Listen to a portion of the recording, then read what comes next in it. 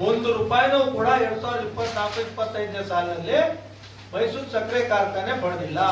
ಆದಾಗ್ಯೂ ಕೂಡ ಅಕ್ಕಪಕ್ಕದ ಕೊಪ್ಪ, ದೊಡ್ಡಿ ಈ ಎಲ್ಲ ರೈತರಿಗೂ ಕೂಡ ಆ ಸಕ್ಕರೆ ಕಾರ್ಖಾನೆಗಳು ಹಣವನ್ನ ಪಾವತಿ ಮಾಡದೇ ಇರತಕ್ಕಂತ ಸಂದರ್ಭದಲ್ಲಿ ಮೈಸೂರ್ 100% ರೈತರಿಂದ ಯಾವುದೇ ರೀತಿಯ ಒಂದು ಬಾಕಿಯನ್ನು ಉಳಿಸ್ಕೊಂಡಿಲ್ಲ. ಜೊತೆಗೆ 2024-25ನೇ ಸಾಲಿನಲ್ಲಿ ನಮ್ಮ ಹೊಸ ರೋಟರಿ ಫಿಕ್ಸ್ ಮಾಡಿ ತ್ರಿವೇಣಿ ಟರ್ಬೈನ್ ಇಂದ 3,71,00,000 ಕೊಟ್ಟಿದ್ದೀವಿ. ಮತ್ತು ಬಿಬಿಎಂಪಿಗೆ 6 ಕೋಟಿ ರೂಪಾಯಿ ಆಸ್ತಿ ತೆರಿಗೆ ಇದ್ದಂತ ಸಂದರ್ಭದಲ್ಲಿ OTS ಮಾಡಿ 2,01,00,000 ಕೊಟ್ಟಿದ್ದೀವಿ.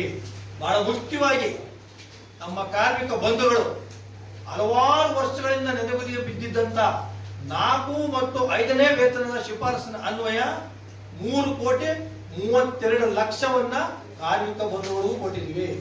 ಇದೆಲ್ಲರ ಜೊತೆಗೆ 2025-26ನೇ ಸಾಲಿನಲ್ಲಿ ನಮ್ಮ ಕಾರ್ಖಾನೆ ಯಶಸ್ವಿಯಾಗಿ ನಡೆಸಲಿಕ್ಕೆ ಅವಶ್ಯಕಂತ ವೆಚ್ಚವನ್ನ ಸುಮಾರು 6,50,00,000 ರೂಪಾಯಿ ಆಲ್ರೆಡಿ ಮಾಡಿದ್ವಿ.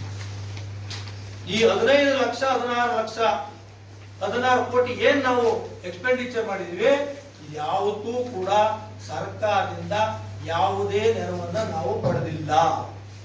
ನಮ್ಮ ಒಂದು ಆಲೋಚನೆ ಪ್ರಕಾರ 2025-26ರಲ್ಲೂ ಕೂಡ ಕಳೆದ 20 ವರ್ಷಗಳಿಂದ ಮೈಸೂರು ಸಕ್ಕರೆ ಕಾರ್ಖಾನೆಗೆ ಆರ್ಥಿಕ ಸಹಕಾರವನ್ನು ಏನ್ ನೀಡಿತ್ತು ನಮ್ಮ ಸರ್ಕಾರ ಅಥವಾ ಯಾವುದೇ ಸರ್ಕಾರ ಬಂದರೂ ಕೂಡ ಈ ಬಾರಿ ಯಾವುದಾದ್ರೂ ರೂಪದಲ್ಲಿ ಸಕ್ಕರೆ ಕಾರ್ಖಾನೆ ನುಡಿಸಲಿಕ್ಕೆ ಆರ್ಥಿಕ ಸಹಕಾರವನ್ನ ಸರ್ಕಾರದಿಂದ ಪಡೆದಲೇನೆ ಮಾಡಬೇಕು ಅಂತಕ್ಕಂಥ ಒಂದು ಆಶಯವನ್ನು ಕೂಡ ಇಟ್ಕೊಂಡಿದ್ದೀವಿ. ಹಾಗಾಗಿ ಯಶಸ್ವಿ ಸಕ್ಕರೆ ಕಾರ್ಖಾನೆಯನ್ನ ಸಂದರ್ಭದಲ್ಲಿ ನಮ್ಮೆಲ್ಲ ರೈತ ಬಂಧುಗಳು, ಕಾರ್ಮಿಕ ಮುಖಂಡರು, ಸಂಘಟನೆ ಮುಖಂಡರು, ಎಲ್ಲ ಮಾಧ್ಯಮ ಸ್ನೇಹಿತರು ಅಪಾರವಾದ ನಮ್ಮ ಮೈಸೂರು ಸಕ್ಕರೆ ಕಾರ್ಖಾನೆ ಬಗ್ಗೆ ವಿಶ್ವಾಸವನ್ನು ಹೊಂದಿದ್ದೀರಾ. ನಾವು ಯಾವುದೇ ಕಾರಣಕ್ಕೂ ಕೂಡ ನಿಮ್ಮೆಲ್ಲರ ಆಶಯವನ್ನ ತೀರಿಸ್ತಕ್ಕಂಥ ನಿಟ್ಟಿನಲ್ಲಿ ನಾವು ಮುಂದಾಗ್ತೀವಿ. ಬಹಳ ಮುಖ್ಯವಾಗಿ ಸಕ್ಕರೆನ, ಮೊಲಾಸಿಸ್ನ, ಫ್ರೆಶ್ ಮಟ್ಟ ಮತ್ತು ಅಂಟು ಸಕ್ಕರೆನ ಎಲ್ಲವನ್ನೂ ಕೂಡ ಪಾರದರ್ಶಕವಾಗಿ ಮಾಡಿದ್ವಿ. ಈ ಸಲ ದಾಖಲೆ ಪ್ರಮಾಣದಲ್ಲಿ 14,150 ರೂಪಾಯಿ ದಾಖಲೆ ಪ್ರಮಾಣದಲ್ಲಿ ಮೊಲಾಸಿಸ್ ಮಾರಾಟ ಮಾಡಿದ್ವಿ. ಎಲ್ಲವೂ ಕೂಡ ಪಾರದರ್ಶಕವಾಗಿ ಟೆಂಡರ್ ಮೂಲಕನೇ ನಾವು ಇಲ್ಲಿ ತನಕ ಕೂಡ ಮಾಡ್ತಾ ಬಂದಿದ್ದೀವಿ. ಜೊತೆಗೆ ತಮಗೆಲ್ಲರೂ ಗೊತ್ತಿರೋ ಹಾಗೆ 2024 ಮತ್ತು 25 ಹಾಗೂ 25-26ನೇ ಸಾಲಿಗೆ ಆರ್ಬಿಟೆಕ್ ಕಂಪನಿ 24-25ರಲ್ಲಿ ಕಾರ್ಖಾನೆಗೆ ನಷ್ಟ ಮಾಡ್ತಕ್ಕಂಥ ಹಿನ್ನೆಲೆಯಲ್ಲಿ ನಾವು ಬೇರೆ ಯಾವ್ದಾದ್ರು ಒಂದು ಅವಕಾಶ ತಗೊಳ್ಳುವ ಅಂತ ನಮ್ಮ ಕಾನೂನು ಮೈಸೂರು ಸಕ್ಕರೆ ಕಾರ್ಖಾನೆ ಪ್ಯಾನಲ್ ಅಡ್ವೊಕೇಟ್ಸ್ ಕೇಳಿದಾಗ 24-25-26ಕ್ಕೆ 2 ವರ್ಷಕ್ಕೆ ನೀವು ಒಪ್ಪಂದ ಮಾಡ್ಕೊಳ್ಳೋದ್ರಿಂದ ಅವರು ಕೋರ್ಟು ಅಥವಾ ಮತ್ತೊಂದು ಕಡೆ ತಮ್ಮ ಒಂದು ಹಕ್ಕನ್ನ ಮಂಡಿಸಿದಾಗ ಕಾರ್ಖಾನೆಯ ಮುಂದಿನ ಹಂಗಾಮಿಗೆ ತೊಂದರೆ ಆಗ್ಬೋದು ಅಂತಕ್ಕಂಥ ಸಲಹೆಯನ್ನು ಕೊಟ್ಟದ್ರಿಂದ ಸರ್ಕಾರಕ್ಕೆ ನಾವೇ ಪತ್ರ ಬರೆದಿದ್ರು ಕೂಡ ಅವರ ಒಂದು ಜವಾಬ್ದಾರಿನಲ್ಲಿ ಏಪ್ರಿಲ್ 12ನೇ ತಾರೀಕು ರೈತರ ಸಭೆಯಲ್ಲಿ ನಮ್ಮ ಕಂಪನಿಯ ನುರಿತ ಪರಿಣಿತರ ಒಂದು ಮೇಲ್ವಿಚಾರಣೆಯಲ್ಲಿ ಆರ್ಬಿಟೆಕ್ ಮೂಲಕನೇ ನಾವು ಇಂಪ್ಲಿಮೆಂಟ್ ಮಾಡೋಣ ಈ ಸಲ ಅಂತಕ್ಕಂಥದ್ದು ಮಾಡಿದೀವಿ. ಈಗಾಗಲೇ ಯಶಸ್ವಿಯಾಗಿ ನಡೀತಾ ಇದೆ. 30ನೇ ತಾರೀಕು ಜೂನ್ ಒಳಗಡೆ ಖಂಡಿತವಾಗಿ ನಾವು ಸಕ್ಕರೆ ಕಾರ್ಖಾನೆಯನ್ನು ಪ್ರಾರಂಭ ಮಾಡ್ತೀವಿ.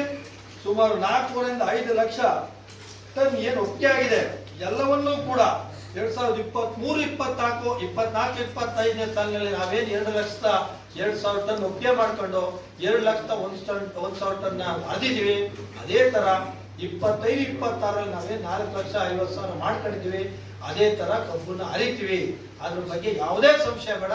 ರೈತ ಬಂಧುಗಳು ಮತ್ತು ನಮ್ಮ ಕಾರ್ಖಾನೆ ಹಿತೈಷಿಗಳು ಮತ್ತು ಎಲ್ಲ ಸಾರ್ವಜನಿಕರು ಮೈಸೂರು ಸಕ್ಕರೆ ಕಾರ್ಖಾನೆ ಯಶಸ್ವಿ ದಿನಗಳನ್ನ ಕಾಣ್ತಾರೆ ಅಂತಕ್ಕಂಥ ಒಂದು ವಿಚಾರವನ್ನು ತಮ್ಮ ಮುಂದೆ ಮಂಡಿಸ್ತಾ, ಬಹಳ ಮುಖ್ಯವಾಗಿ ಸಕ್ಕರೆ ಕಾರ್ಖಾನೆಯಲ್ಲಿ ಹಲವಾರು ವರ್ಷಗಳಿಂದ ಕೆಲವು ಸಕ್ಕರೆ ಕಾರ್ಖಾನೆ ಆಸ್ತಿಗಳು ಒತ್ತುವರಿ ಮತ್ತೆ ಬೇರೆಯವರ ಒಂದು ಅನುಭವದಲ್ಲಿ ಇರ್ತಕ್ಕಂಥ ಸಂದರ್ಭದಲ್ಲಿ ಈಗಾಗಲೇ ನಾವೆಲ್ಲ ದಾಖಲೆಗಳನ್ನ ತಗೊಂಡು ಆ ಒಂದು ಯಾವ ಬೇರೆಯವರ ಅನುಭವದಲ್ಲಿವೆ ಆ ಎಲ್ಲ ಆಸ್ತಿಗಳನ್ನ ಸಕ್ಕರೆ ಕಾರ್ಖಾನೆ ಸುಪರ್ದಿಗೆ ತಗೊಳ್ತಕ್ಕಂಥ ನಿಟ್ಟಲ್ಲೂ ಕೂಡ ಕ್ರಮ ಮಾಡ್ತಾ ಇದ್ದೀವಿ.